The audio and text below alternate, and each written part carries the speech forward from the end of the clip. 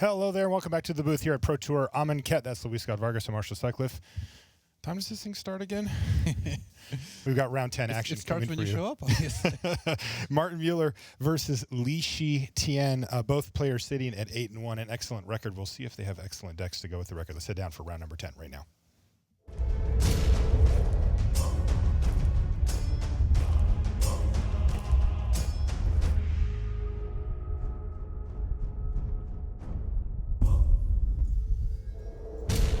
Hello and welcome to coverage here at Pro Tour Amonkhet. I'm Marshall Sutcliffe in the booth with Luis Scott Vargas.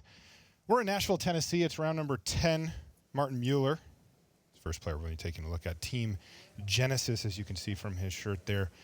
And he looks like he's ready to battle. On the other side of the table, Shi Tian from MTG Mint Card, kind of the de facto captain of that team as the most successful player on the team, as it usually ends up being. And it looks like he's got a honed Khopesh to kick things off.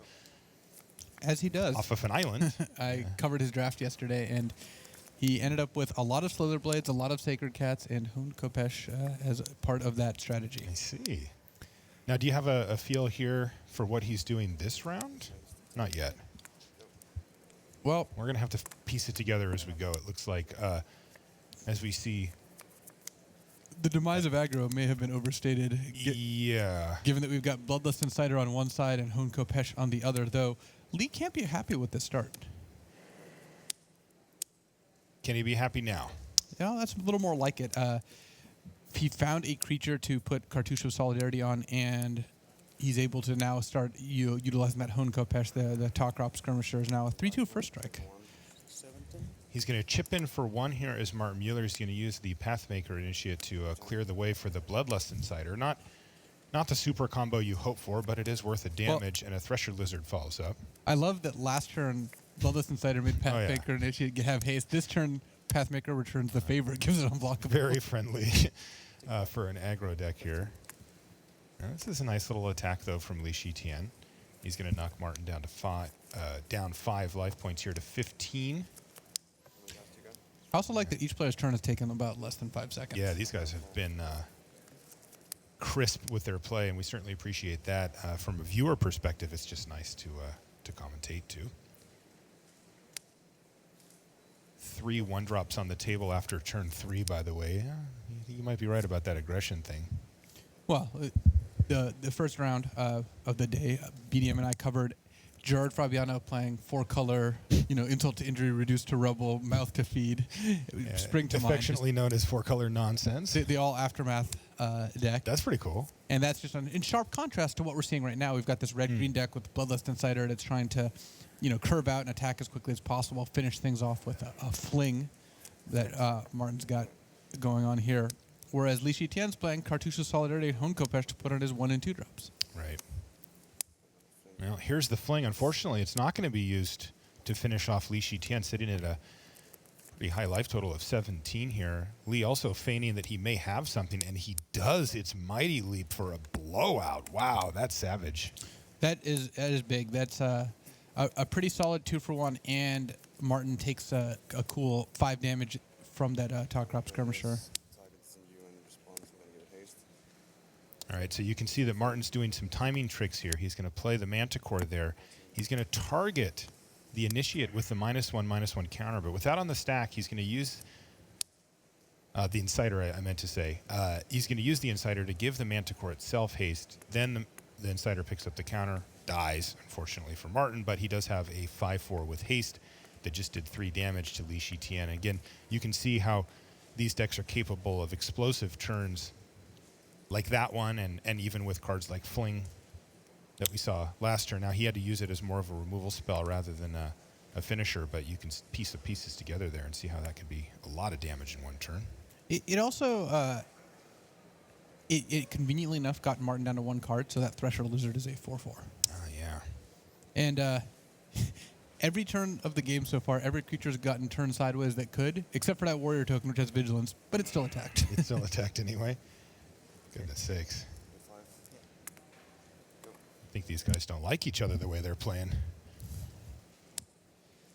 And you notice the advantage bar that we have, kind of trying to figure out which player is ahead here. It's going to be swinging a lot in matchups like this because each turn is so big. Whenever a player casts, an impactful spell like that Manticore last turn, for example, the bar can swing significantly. So if Shi Tian has a solid play this turn, then things could shift because Li has Martin on a 2-turn clock. He's got 5 points of damage here, but because Li's had a bit of mana problems, he's only able to cast one spell this turn.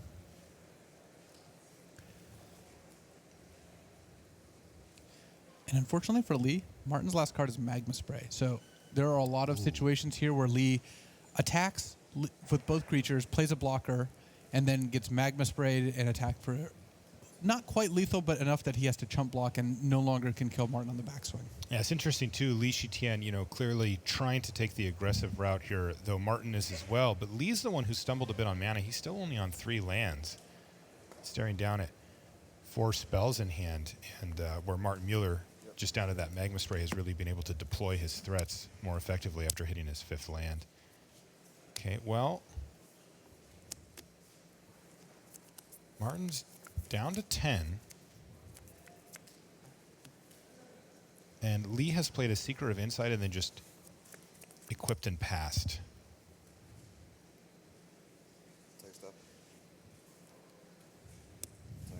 And first things first, Martin Mueller's just going to send in with both, although we will note here that he now does have 2 cards in hand.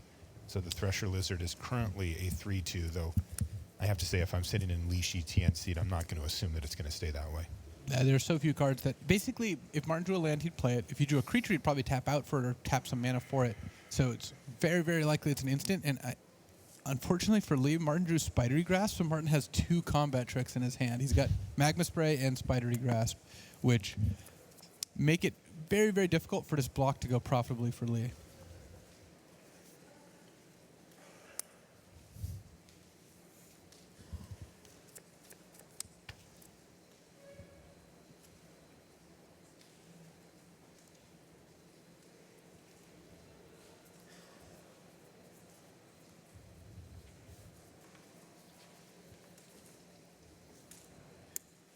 And yeah, just checking. Li has 15 lands in his deck, so it's not all that uncommon. This is the sort of thing you signed up for.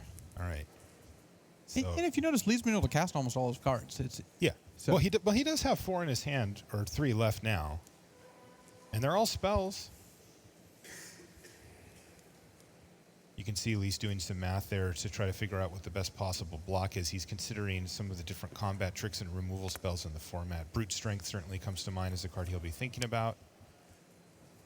And it looks like he's gone ahead and lined up a chump block and then a double block. Oh, he was Spidery Grasp, though, off the top for Martin Müller. And that's just going to throw all of these creatures into the graveyard. Yeah. What a beating.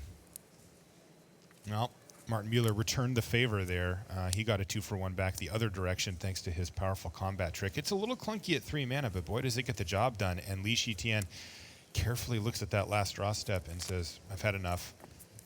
Martin Müller wins game number 1. We're going to have more live Magic for you right after this.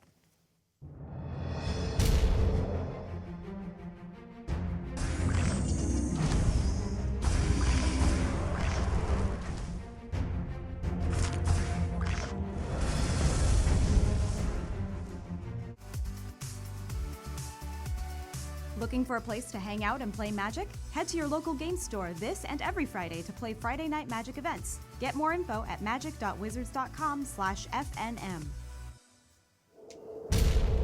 And welcome back to the feature match area here in Nashville. It's a beautiful day outside, but indoor we're battling. Let's take a look at one of our side tables here while we wait for our main match to get shuffled up. We've got Brad Nelson versus Raymond Perez Jr., the future pro himself. And what do we have going on here? Well, whoa, there's a Glory Bringer. That stands out. It does. And I was going to say, I don't know what Raymond's level of preparation for this tournament was. He did prepare by himself. Corbin talked to him earlier. And if you look at his board, I would say that he prepared well enough to know that Glorybringer was, in fact, what a card worth splashing for. Because if you see, he's playing 3 colors: Cartouche of Knowledge, Quarry Hauler, and Glorybringer.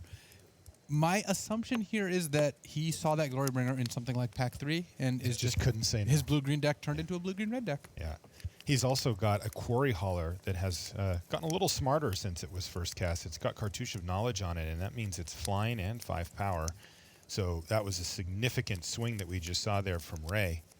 He just attacked for 9 in the air to knock Brad down to 3, and sitting on 11 life with a Defiant Great Maw back to block. It's going to be tough for Nelson to get in for a full 11 damage, even though he does have 3 creatures there. All right, Curator of Mysteries will help, and oh boy, Cartouche of Solidarity is going to make it a good blocker in the air here too. Interesting. Precarious, but it does beat Quarry Hauler in a fight now, thanks to First Strike. Yeah. So that Glorybringer, TikTok. not that the trigger kills the Curator. It's more that Raymond just has 2 4-power flyers, a 4-power flyer and a 5-power flyer against Brad's 3 points of life. That's right. And it looks like an even initiate in hand too. So another lethal threat for next turn. Yeah, he'll Brad have to has hold off. But Brad has a ways to go. This is not good news, by the way. When your opponent cycles a 6-drop when they could just cast it. or they could just cast it instead. You know he has something better to do this turn. Oh, he's got another Cartouche, which is actually also now a lethal threat in the Great Maw. He's just going to move in since Brad's tapped out, and that's going to do it for that one. Raymond, Perez Jr. Well, the Green Flyers deck somehow. He just attacked with 2 Green Flyers thanks to 2 different Cartouche of Knowledge and picked up game 1 there. All right, looks like our main table's ready. We don't want to miss a single turn of this, as we saw. Not only do the players play quickly, but their decks are quite fast as well. I could go with missing a turn. You know, if it's like one of like the less interesting turns, Like a honed Kopesh. see, like really, Like what we're nothing happened. getting out of that turn. Come on, Marshall. All right, you got me. Maybe turn 2 will be more exciting. I think the skirmishes might be getting started. Well, you were wrong. Off at him. Binding Mummy is going to be the play instead. Pathmaker Initiate, though. Trades these? Ooh, offering the trade. So normally you would not offer the trade of Binding Mummy with Pathmaker, but because Lee's playing blue-white, he's access to far fewer mummies. Right. Mostly the Embalm off cards like Talkrop Skirmisher, but he's happy enough just trading it for the Pathmaker, which could cause problems later in the game. Oh. This hasn't really worked out super well for Martin in the early stages here, as Lee traded off and decides not to attack here. So Martin almost assuredly would not have blocked. Thresher Lizard is going to get bigger than that Talkrop Skirmisher. So Lee didn't want to trade 2 damage for 3 damage because he's threatening to block on the backside. But that indicates Lee doesn't have confidence in a race. Martin has to have a combat trick here, right? Yeah, but Lee is fine trading off his Talkrop Skirmisher, because remember, it's just the front side of it anyway. He can still use Embalm to bring it back, and you know, that is in the long term advantageous for Shi Tian, so he goes ahead and blocks, knowing that something's going to happen. Now it's a pair of Thresher Lizards, though, for Müller. Well, the advantage that Martin got out of that exchange, though, is he paid 1 mana, and so was able to, for a combat trick, so was able to also to play another Thresher Lizard in the same turn, which means that he's not only filling his board, he traded 1 mana for a 2 mana spell. He's also getting down to the magical 1 or fewer cards in hand, to where these Thresher Lizards really start getting large. Yeah, it's a great point, because it illustrates why we value combat tricks that only cost 1 so much higher than cards like Spidery Grasp that we saw before. If he had cast Spidery Grasp there, he would have been able to do effectively nothing else for the entire turn, setting him way behind in tempo, as we call it. So he just would have been behind on spending his mana. But the fact that he had 1 mana combat trick allow him to develop his board, it's a big difference, as you can see, especially when both players are trying to get the other dead as quickly as possible, which is what's happening here. This one's a little interesting, though. This was both Thresher Lizards attacking, and then nothing, and wow, Shi Tian was ready for Spidery Grasp this time. He has Winds of Rebuke to return the Lizard to hand. That's going to, of course, mill both players for 2 as well. But what a swing for Shi Tian, as you see that advantage bar creep over in his direction. That was a well-timed and well-planned out attack there from Shi Tian. He had the answer he needed. Yeah, that did not work out well for Martin because it was a 1-for-1. It was just Spidery Grasp for wins, but not only was the wins cheaper, it also bounced a Thresher Lizard. And it may sound like I'm mentioning mana cost a lot, but when we're talking two such aggressive decks, you're really not having that many opportunities to play all your spells. And yeah, when you get an advantage like that, it does add up. You can mention mana cost a lot. It's like the most important thing. Lee really capitalizing on that tempo advantage as well from his bounce spell. When you can back those type of things up with powerful attacks, they look really, really good. This was a nice bluff from Martin here. He attacked a Thresher Lizard into Binding Mummy. He does not want Lee to block there. And Lee doesn't block because he fears that Martin could play an instant out of his hand and make the Thresher Lizard into a 4/4 mid-combat. Oh, yeah. What a blowout, especially if it's like a removal spell, like another Magma Spray or something like that. He gets to kill something else, grow his creature, eat the other guy. Lee in very good shape here. He doesn't have...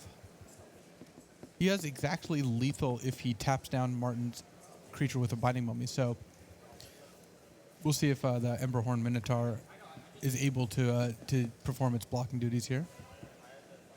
We know that there's a Talkrop Skirmisher in the graveyard for Shi Tian, so he has the ability to put a zombie on the battlefield, and looks like that's what he's going to do.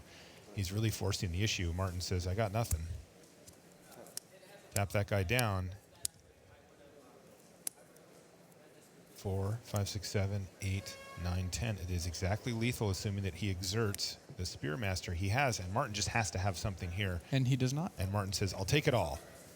And that's game 2, going to Shi Tian. Wow. Real slugfest here, man. They are just bang, bang, these bang, games bang. are lasting, 6 turns, and each player is playing very quickly. So I like it. Yeah, it's exciting. It does mean we get to see even more of the other tables as well. And once again, the pace of play from the players, nice. Been enjoying that too. All right, let's take a look at Patrick Dickman versus Jerry Thompson there. How are we looking here? Well, that's a Trial of Zeal on the battlefield for Jerry, not doing a lot of attacking or blocking at this point. On the other side, yikes, Glyphkeeper. Bringing the heat. Saw Glyphkeeper deal 20 damage in our first match. 20? Yeah, Chris Fennell beat Pierre Dagen by playing Glyphkeeper on turn 4 and just attacking with it until the game ended. And Jerry looks like he's in similar trouble. He's got no creatures in play, and fighting Glyphkeeper with spells instead of creatures tends to work out not very well. Yeah, but Jerry's going to take one for the team here. Oh, this is actually going to work out quite well. Never mind. He's going to play a Cartouche to break off the Glyphkeeper, and then a Glory Bringer. Oh, yeah. Hello. It is a shame that Jerry was not able to return his Trial of Zeal with the blue Cartouche, but the Cartouche knowledge got countered by Glory Actually, Bringer. can you even do that, Luis? I know that the Cartouches can only enchant creatures you control. Can you even target one that you don't? Oh, if they only enchant creatures you control, then no. All the Cartouches are you control. I think that's what the judge is actually. I can hear you if I just take. Okay. Let's do it this way. Okay, so I think I'll hear because I understand correctly. Did you target this? Right, because All right. I actually had that happen where you lay claim on a creature with a Cartouche and the Cartouche falls off. It actually comes off. Yeah. When did that happen? Like everything happened pretty fast. So I did this and then this. Yeah, it was like in 10 seconds was like, okay, countered, okay, Glory Bringer. Okay.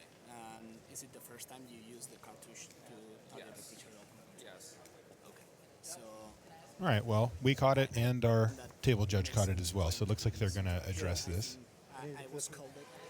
The problem is I can also like barely read because the light is like shining on this. I understand. So what we will do is everything happened this turn. This was a game rule violation. Okay. And I think it's pretty easy and pretty safe to come back to the moment of the issue. Okay. So can you please explain me what happened after this? This mana was for Cartouche. Yeah. This mana was for Glory Bringer, and then I exerted to try and get this. Okay. So what we will do is we will come back to the moment of the mistake and doing all the actions, which means this didn't attack. So this one is that's tapped. Okay. And Active you tap. weapon Okay. and you will get a warning because of that. Okay. Because of I wonder if Jerry has any other way to proceed here, though.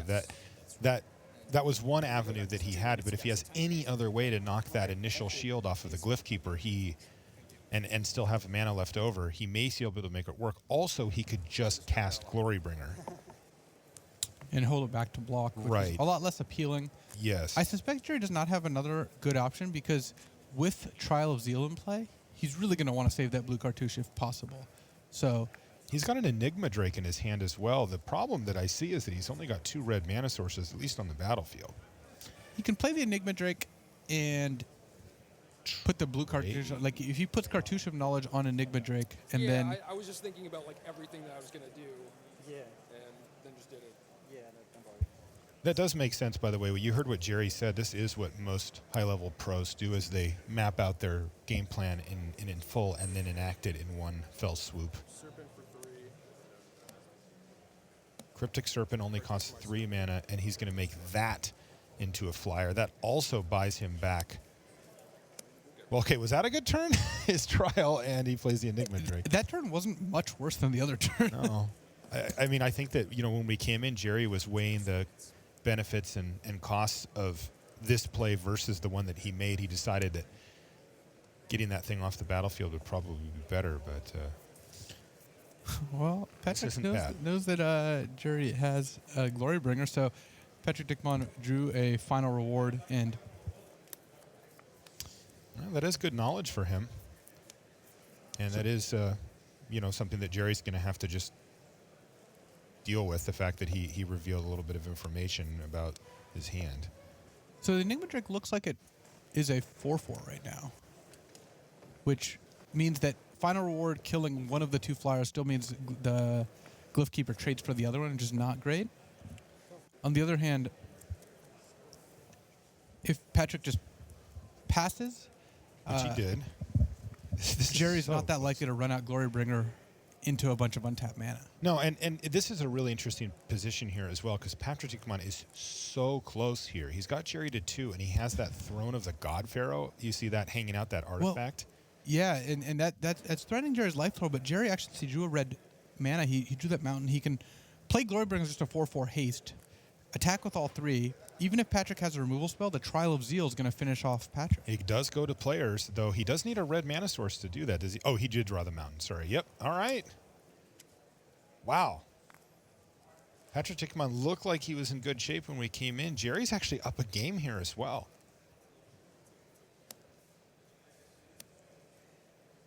He's going to just run the trial out first to see if it resolves. And it in fact does. It does resolve, and Dickman just says, all right, well, I'm done with this. Jerry's Takes deck off looks the headset. incredible. It looks awesome. It's not every day that you make a play that you're not allowed to make, and then you're like, well, I'll just do something else that's almost as good or maybe even better in some cases. Wow, Dickman was so close there. Okay, looks like we're back on table 1 here. Shi Tian versus Martin Müller, and this will be game number 3. And Slitherblade for Shi Tian. It seemed to be his signature card in the format, and this reminds me a lot of the first game. Though interestingly here, the Pathmaker Initiate not picking up haste and not offering a trade. And now Shi Tian plays a Cartouche of Solidarity, and oh boy. here, I mean, this is how we drew it up. Unfortunately for Martin, he's got the Magma Spray, but he does not have an opportunity to kill that Slitherblade anymore. Yeah, that window has closed. It looks like Martin's just going to attack with both, which he can't feel happy about given that there's that warrior there to trade off. Yeah, he's, I think, pretty clearly signaling brute strength here, just because that's one of the combat tricks that would work out fairly well for him. Lee deciding whether he wants to take the bait or not. Lee's in a pretty good position here in the sense that even if he does decide that he wants to do that, well, then he can kind of craft the game plan around forcing Martin to tap out here or getting an advantageous trade. And there's that brute strength. But it is a good chunk of damage hitting Shi Tian here. He's going to drop down to 15. Martin's down to 16 after the attack, and Red Crop Spearmaster is the follow-up play for Shi Tian. So he has used up all of his mana every turn and looks to be in reasonable shape, but let's see what Martin has here for his turn. Martin drew a forest, so he can actually, because he missed a land drop last turn, so he can Right. actually start deploying more spells, and he has Magma Spray. So To kill the Spearmaster. yeah, so he's got some decent plays this set of turns here. Yeah, kill the Spearmaster, hit for 3, play a 2-drop would be really nice. Looks like he's got a Thresher Lizard pulled up to the front too, though. He may want to just deploy that instead. He has to decide whether he wants to give the Thresh. If he's going to play Thresher Lizard, he could play it, give it haste, attack for 5, offer the trade with the Spearmaster. He could just attack with both his creatures, then play a post-combat Thresher Lizard. I think he is going to assume that Shi Tian is not interested in trading here, so this damage is pretty free. So he's going to try to just maximize damage, get in for 3, play the Thresher Lizard, and leave the Ret Crop Spearmaster alive. Doesn't have a lot of choice in that, given that he's a little crimped on mana.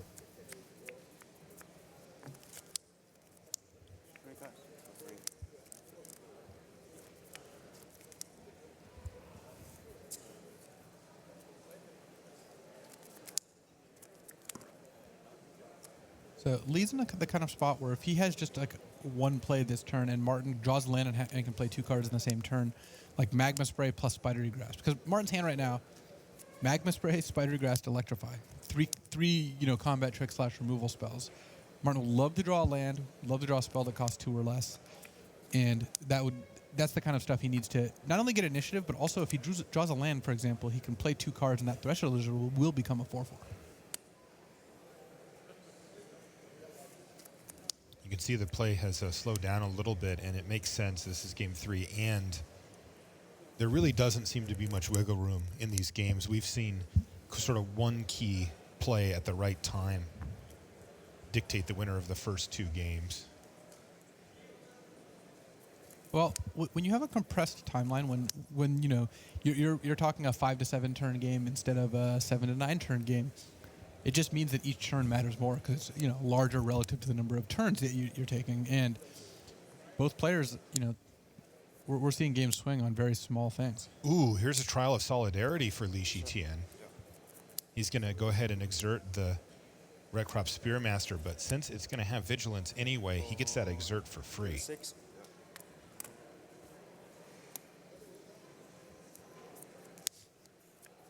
Wow. Did he not attack? Okay, he attacked with the. He attacked with both. So yeah. he did 10. He did 10 damage. Now Martin finds a land and uses his Magma Spray. I actually think that the advantage still favors Martin here, thanks to the Spidery Grasp, which Lee has to basically see face up on the table. But it doesn't matter that much. Martin's still just going to make this attack. He drew the land to Magma Spray away the Red Crop Spearmaster. Yeah, he may Spidery Grasp whether Shi Tian blocks or not here. Right? It deals 4 damage. I think there's like a pretty good chance he does. Yeah.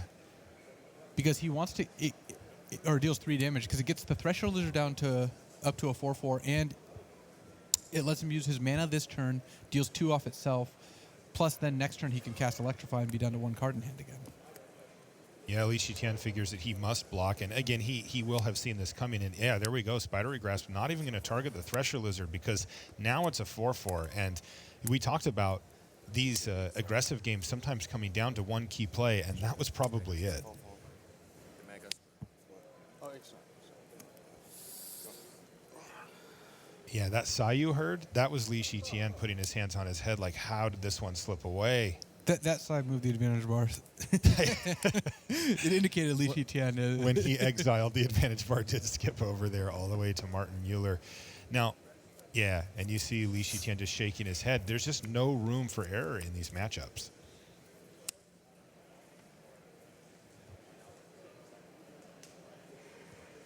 Like Lee can cast a Shimmer Scale Drake and then it gets electrified, and then that ends the game. Yeah. And, even if he just cast it and Martin didn't have Electrified, still not a great position for him to be in. He very easily could be attacked by a 4/4 and a 1/1 that can't be blocked. That's without Electrify. Not a good spot. Yeah, he just feels like he has to tap out. But again, another side from Shi Tian just says, yep.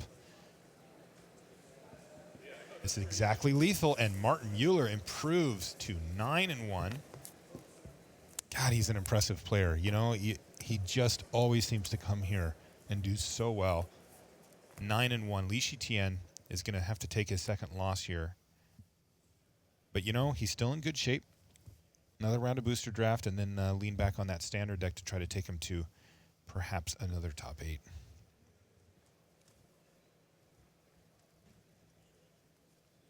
Looks like we still have a couple of matches going. See Jason Chang up there. Is that Chapin he's playing against? Can't quite see. He's facing away from us. Seth Manfield. Manfield, gotcha. But that is Brad Nelson on the left. I know how he draws his cards. Ray Perez Jr. on the other side of the table has one of the best cards in his deck on turn 1, the Evolving Wilds. Oh, man. Splashing for Glorybringer. You do what you got to do, Ray. Just judging by the prowess of Slitherblade here, I'm going to go ahead and give Brad the advantage. I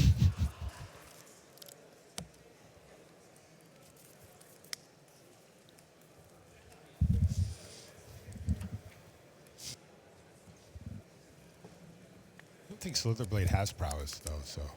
Does not technically have prowess. All right, land for Ray. Passes the turn back to Brad, who's going to start chipping away with that Slitherblade. He would love to augment it in some way. You know, a one-powered creature that can't be blocked isn't really a big threat, but you bump it up to 2, and it all of a sudden becomes a real problem that Ray's going to have to deal with at some point. Right now, though, Brad's just going to go land go. If I'm sitting in Ray's seat, I'm certainly thinking about a possible Essence Scatter here for my opponent. But in this case, it looks like it was cycle my land instead, and an Ornery Kudu does hit the battlefield for Ray Perez Jr. Gustwalker now for Brad Nelson. He's left up just an island, so the way should be clear for Ray. Ray clearly with the more powerful late game here, just based on the cards we've seen. Yeah, his hand has Sandworm Convergence and Glorybringer in it. Okay, yeah, so I'm going to go ahead and say his late game's a little better. All right. And even an Aven Initiate in the middle part of the game here looks really, really good. It can trade for a Gustwalker even if it's exerted and try to power Ray into that later part of the game.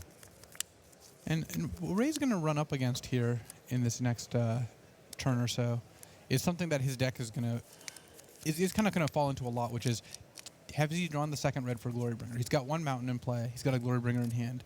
And if he does, then he's probably going to win. Glorybringer's a great card. But if he doesn't, then he's going to have this card stuck in his hand, and a lot of his success is going to hinge on that. You know what I have. Nice. Go. Not a lot of action over here from Brad Nelson, and doesn't have a lot going on in his hand either. He's got Shimmer Scale Drake and a bunch of lands. He will be able to play that Drake next turn, but that's kind of sad face for Brad Nelson fans. Remember, these players are tied at a game apiece, so this is the decider. Also, both sitting at 7-2. They really don't want to give up anything if they can here, as once you start approaching That 4 losses, you start to get a little nervous. That Naga Vitalist is going to add the second red for Glorybringer, and that's just going to almost seal the deal here. You ready to call this one, Luis? Advantage bar firmly in Ray Perez Jr.'s favor. Yeah, it doesn't look like he can cast one, but watch this. Bang. Glorybringer, exert, kill that. And this is so difficult to come back from. And if I'm Brad Nelson. Well, he's got a Slitherblade, though. Yeah, he still has that on his side. That's about all he's got. Let's see what he can play. All right. Stage 1 complete. He did neutralize the Glorybringer. Of course, one of the reasons why we love this card so much. Hey, that's a Devoted Cropmate too, and he has a Gustwalker in his graveyard. All right, yeah, let's creep that back a little. One of the reasons why we love Glorybringer so much as one of the premium cards is because of this. Yes, Brad had an answer for it, but remember, it already ate a 5-drop on the other side. It ate a 5-drop, took 4 points out of Brad's life total, and a premium removal spell. It's such a brutal card. Whoa, is Glorybringer like a crocodile? Never noticed that. no, it's a dragon, but it's got one of those it's giant like ornate collars that make it maybe look like a little more crocodile-like. Crocodile head to me, man. I'm just saying.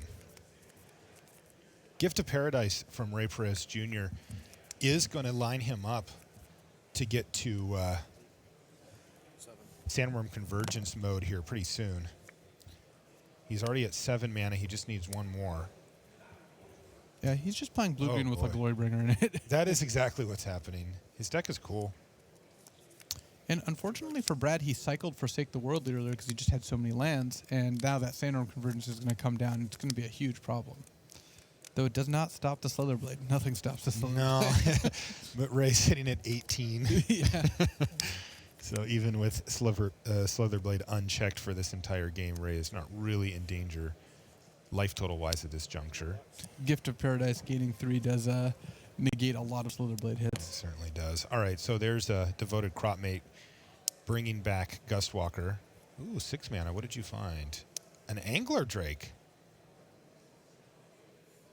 Well, yeah, so Brad's going to go for the biggest upside play, which is to return the Ornery Kudu to hand, but it does leave the window, or the door, as it were, open here for Ray to play an untapped land and just windmill slam. Sandworm Convergence. True inevitability in this format for the most part. Though, don't believe he has the land. Doesn't look like it. Okay. Window open. Does have another Cartouche of Knowledge, a card that's been really impressive. Yeah, the Kudu can now just put the counter on the Glorybringer since it's not doing a whole lot here anyway. Just taking a nap. Sleepy Glorybringer, at least for now. Ray may decide to throw it in the bin at some point as well, but you know, there's the forest that he wanted for his draw step, but he'll just be on a turn delay. Not a bad turn for him at all, though. 4/5 flyer to shore up any further attacks outside of course, the Slitherblade, relentless as it is. Ray's going to activate his Seeker of Insight. He gets to loot, draw a card, then discard a card. He's going to discard Stinging Shot. Just doesn't need it, even though there's an Angler Drake and a Gustwalker on the other side.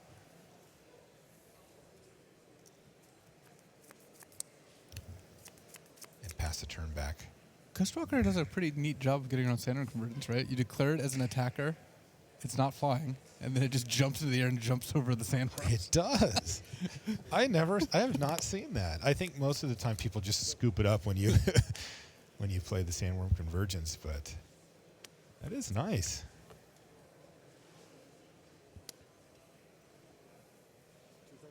Well, there's 8 mana on the battlefield for Ray right now. He's going to be thinking about cards like Cancel and perhaps Censor. And he's going to put Sandworm Convergence on the stack. Brad looks down at his hand. You know he'd counter it if he had it.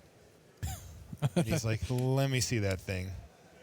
I'll tell you what, Brad, not a lot of good news on that card. No, not so much. Whenever I see a card that costs 8 mana, I always have to ask myself, really, like, is it really worth it? And in this case, yeah. Well, one of the strengths of Sandworm Convergence, why it's a headliner in like the blue-green ramp decks, is that it stops all flyers immediately, and the Sandworms themselves do a pretty good job of stopping the non-flyers. Yeah, 5/5 comes in on your end step, as you can see there, meaning that you do have it for blocking duty. So it's not the type of big bomb that you play and then pass the turn and just hope that you get to untap. You actually get immediate effect off of it, so it does pay you back a little bit. Even then, you know, this format did need to have multiple ways to ramp it out. You would not want to wait just to hard cast an 8-drop from your lands, but thankfully we've got quite a few and they're playable, and you know, Ray's really kind of putting them on display here. Is that a cast out? That is a cast out. That is one of the very few answers in the entire format for Sandworm Convergence. And Brad does have Oh a man. Gale Strike to bounce and kill that worm token if it attacks. And even get his card back? Wow, there is hope now for Brad Nelson. That was a savagely good top deck for him. There are so few cards in the format. He actually has 2 of them in his deck right now. One in the graveyard, but one safely in hand. Wow, what a draw for Brad Nelson. Brad needed a Dragon Shield earlier before that Glorybringer came down. Okay, he's going to pass the turn. I guess he figures there's no rush here. As long as he does it before Ray's end step. Well, unfortunately for Brad, Ray actually has one of the few answers in the format to cast out. He has commit to memory in hand. No. He can put the cast out second from the top on Brad's deck, which will buy him time to get some sandworms. Though, Also, Brad's just under immense pressure here. Remember, Brad's at 7. so if Brad, this is interesting. If Brad casts Gale Strike here, will Raymond use the commit memory? There's a chance he will. Probably so, because it forces Brad to chump block with one of these pretty decent creatures on the ground. The downside to it is that if Brad chump blocks with the Gust Walker, he may be able to just get it back with the Devoted Crop Mate, to kind of loop through those a little bit to buy himself some time. But none of those options are good for Nelson, so I wouldn't be shocked at all to see Ray just get aggressive here.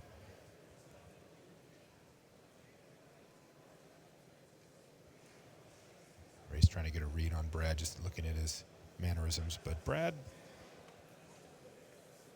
he's not really going to let you know.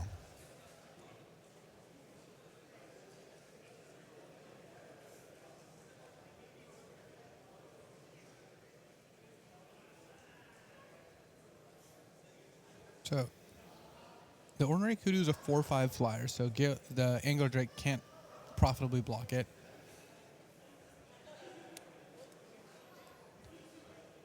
Brad may be lining up a double block for the Worm. Indicating he wants to Gale Strike the Ornery Kudu. Could be. He can also take the hit from the Kudu, all told, so. Brad also has the option of casting his spells before blocks to play on any potential counter spells, but it looks like he's not worried about that. Yeah, he didn't cast it. Remember, Ray was effectively tapped out on Brad's turn. He could have for sure cast out then and decided that this was going to be the more high profit line. And here's Gale Strike on the Kudu. Now this is a decision here for Ray. Is he going to cast commit on the Gale Strike? That denies Brad Nelson a card off of the Gale Strike. It gets him in for 4 damage. And he does. And Brad's like, whew. He actually gets to take care of the convergence, which, look, Brad has a lot on his plate here. Getting rid of the convergence is simply step 1, but if he doesn't do that, then he just loses the game for sure. So he's going to be happy to see that commit come out of hand, even if he is down to 3. Sure. No loot necessary here. And there's cast out. Now this is on the end of main phase for Raymond Perez. That way there's no Worm. So, But go ahead. Interestingly, Raymond chose to put the 3 -1/-1 counters from Channel Initiate on the Seeker of Insight instead of the Glorybringer, which might indicate that he's got answers to that compulsory rest somewhere in his deck. Yep, it could. And unfortunately for Brad, even though he did get that nice top deck of the cast out, he was facing simply too much pressure from Ray Perez Jr., and Ray takes down that match. A nice performance here from Ray on day 2 here at PT Amonkhet. Oof. This is hard. Yeah. Brad had to fight against a Glorybringer and still managed to stabilize, still managed to get into like fighting shape. And then Sandworm Convergence hit the board, followed by Commit Memory. So like 3 different rares across 3 different colors that are all like pretty difficult to deal with. Yeah, then that was impressive deck building there from Ray Perez Jr. as well. I mean, to be fair though, like I'm teasing him a little bit because normally you just wouldn't splash a card that had 2 colors in it. But A, Glorybringer, right? We've all seen how good that is. But B, there are tools to do it. There really are in this format. Gift of Paradise, a big one. Yeah. By itself, it gets there. Yeah. All right, well, that's going to do it for our coverage here from the booth. Let's send it back to the news desk and Rich Hagan.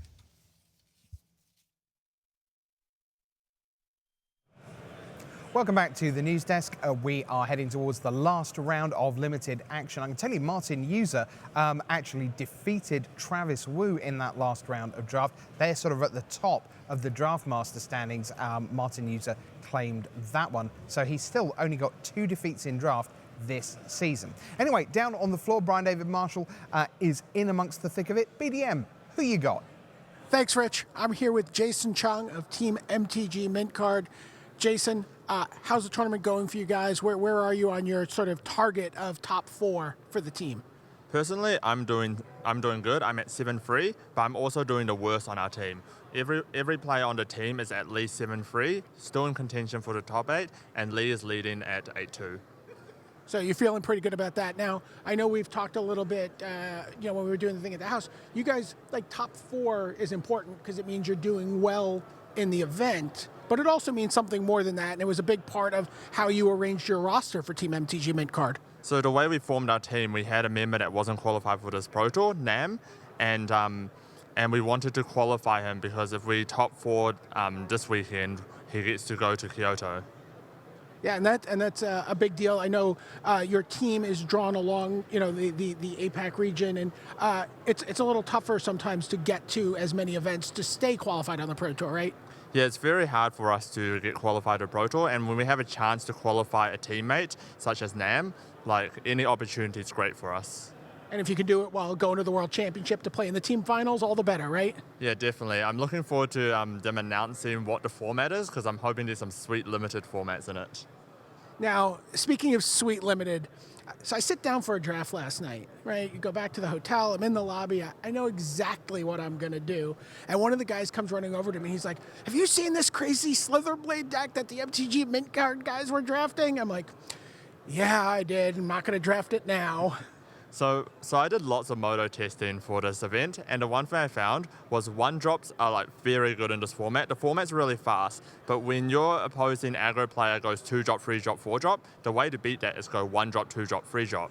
Now, each of the Jeskai colors that we like to force Jeskai and then Golgari, and each of the Jeskai colors have a premium 1-drop Fanbearer, Inciter, Sliverblade, but Sliverblade is the most underrated one, and it always tables, so we just go with that. Now, when you said you found this deck because you'd be trying to force the red-white deck, and then maybe it's not there, and then it was your backup plan when that deck went bad, right? So I actually don't force in this format very much because there's so many sweet archetypes. I build so many like sweet combo decks. However, when these combo decks go wrong, which happens often, I use what I call the 1+1 strategy, which is grab a card that is terrible, grab another card that's terrible, and they both wheel, but together they're really good. An example would be Sliverblade plus Pursue Glory. Other examples are just like Sacred Cat plus Hooned Capiche. You're undoing years of limited training that podcasts and other places have done. Now, talk to me about your draft for this round. You drafted an unusual archetype again, right? Yep, so the very first draft, I drafted blue-red cycling with Drakehaven, and this time around, I also drafted another cycling deck. I stayed in red the whole draft, but then I opened in second pack Arcfiend, and that card is just really good. However, I do not like black-red cycling control. I like it in a very aggressive deck with Faith of the Undervoted, I think that's what it's called. And that card is really good if you only have to activate it 3 times and then you win the game. All right, some pretty cool synergies in there. Battlefield Scavenger and Archfiend of Ifnir, pretty exciting. Jason, I'll let you go check in. I know you guys were waiting on one more result this round. I'll let you go see how it came out. Meantime, MTG Mint Card hoping for top 4 for their good friend, Nam Sung Wook. Thanks very much to Brian David Marshall, Rich and Maria here with you. Talking of results, Maria, you have some. I do. We're looking at Team Musashi this round. Shota Yasuoka drops. He lost that match, goes to 8-2. Yuki Ichikawa also lost his match, drops to 6-4. Better news for the rest of the team though, Rich. Teruya Kukamai improves to 6-4. Yuya Watanabe, Hall of Famer, improves to 7-3. Kentaro Yamamoto also improves to 7-3 versus Sam Pardy. Yeah, that's a good win. It is. Ken Yukihiro, Gold Pro, up to 8-2 over Matt Sinkik Johnson. So yeah, the big one there is obviously Shota losing, but it's who he lost to, Kazuaki Fujimura. Yes. So he is really pulling himself together in the sense that he's played like 13 PTs, just a 50% win rate, just a toss-up basically.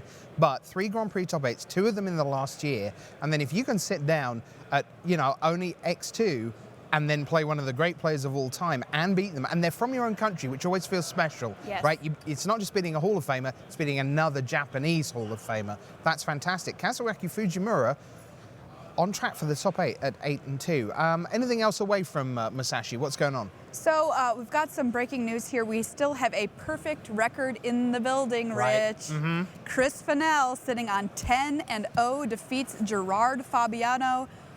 falling to 8 and 2. That is incredible. What a position to be in this time of the day. Right, so Fennell, with 6 rounds to go, the way the math works, he wins 2 of the next 5, gets to 12 and 3.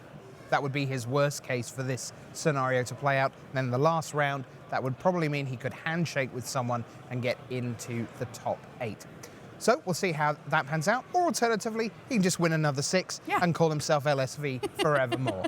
So there we are. That's the scores on the doors. We've got another feature coming up for you. It's our draft builder. Now, at the start of the day, we saw Chris Fennell in seat 1. Then we watched Pierre Dajon in seat number 3. Who was the missing piece of the puzzle in seat number 2? We're going to find out now in the draft builder segment with Christian Calcano.